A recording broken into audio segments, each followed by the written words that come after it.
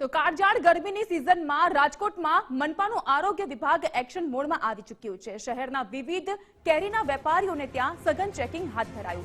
ઉનાળાની સિઝનને ધ્યાનમાં રાખીને આ ચેકિંગ કરવામાં આવ્યું। રૈયા રોડ વિસ્તારમાં 19 વેપારીને ત્યાં તપાસ હાથ ધરાઈ।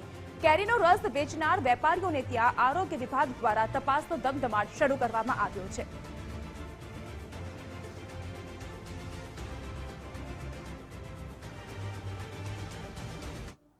રાજ્યમાં નકલીનો કાળો કારોબાર કોઈ પણ રીતે અટકતો નથી। ત્યાં વધુ એક વખત નકલીનો કાળો કારોબાર ઝડપાયો। ઊંઝામાં વધુ એક વખત નકલીનો કારોબાર ઝડપાયો છે। ઊંઝામાં ઝડપાઈ શંકાસ્પદ ડુપ્લિકેટ વરિયાળી। મહેસાણા ફૂડ વિભાગની ટીમ દ્વારા વધુ એક વખત સફળ રેડ પાડવામાં આવી। ફૂડ અધિકારી વિજય ચૌધરીએ બાતમીના આધારે રેડ કરી હતી। 11,850 કિલો શંકાસ્પદ વરિયાળી જપ્ત કરી લેવામાં આવી છે। 14 કિલો લીલો કલર પણ રેડ દરમિયાન મળી આવ્યો।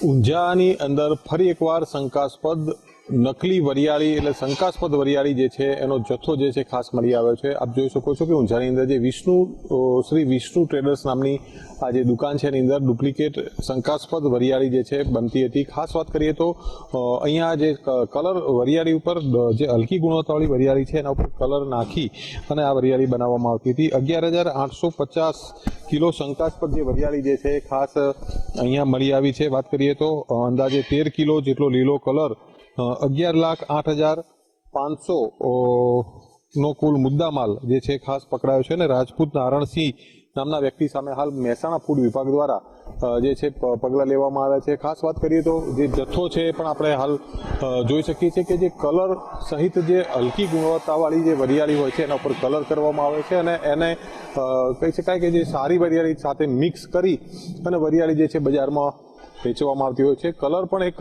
કેમિકલયુક્ત કલર હોવાના કારણે સ્વાસ્થ્ય સાથે ચેડા થતા હોય એ પ્રકારના સ્પષ્ટ દ્રશ્યો જે આપ જોઈ શકાય છે। આપ જોઈ શકો છો કે આ જે લીલા કલરનો કલર જે છે કહી શકાય કે જે તદ્દન વરિયાળીના કલર જેવો જે કલર જે છે એ ખાસ અહીંયા વરિયાળીમાં મિક્સ કરી અને સમગ્ર હલકી ગુણવત્તાવાળી જે વરિયાળી છે એના ઉપર અંદર મિક્સ કરી અને વરિયાળીને કલર આપવામાં આવતો હતો અને ડુપ્લિકેટ વરિયાળી શંકાસ્પદ વરિયાળી જે છે એ બનાવવામાં આવતી હતી। ત્યારે મહેસાણા ફૂડ વિભાગ દ્વારા રેકી કરી અને ખાસ આ સમગ્ર મામલાનો પર્દાફાશ કર્યો છે અને કાયદેસરની કાર્યવાહી હાલ હાથ ધરવામાં આવી છે। ત્યારે ઊંઝાની અંદર ફરી એકવાર આ પ્રકારની જે ઘટના જે છે વારંવાર બનતી આવી છે। ત્યારે ફરી એકવાર શંકાસ્પદ વરિયાળીનો જે જથ્થો છે પકડી ઝડપી પાડવામાં આવ્યો છે। ત્યારે સ્વાસ્થ્ય સાથે ચેડા કરનારા લોકો સામે ફૂડ વિભાગ જે છે એ કડક પગલાં લે તેવી માંગ પણ ખાસ ઉઠી છે।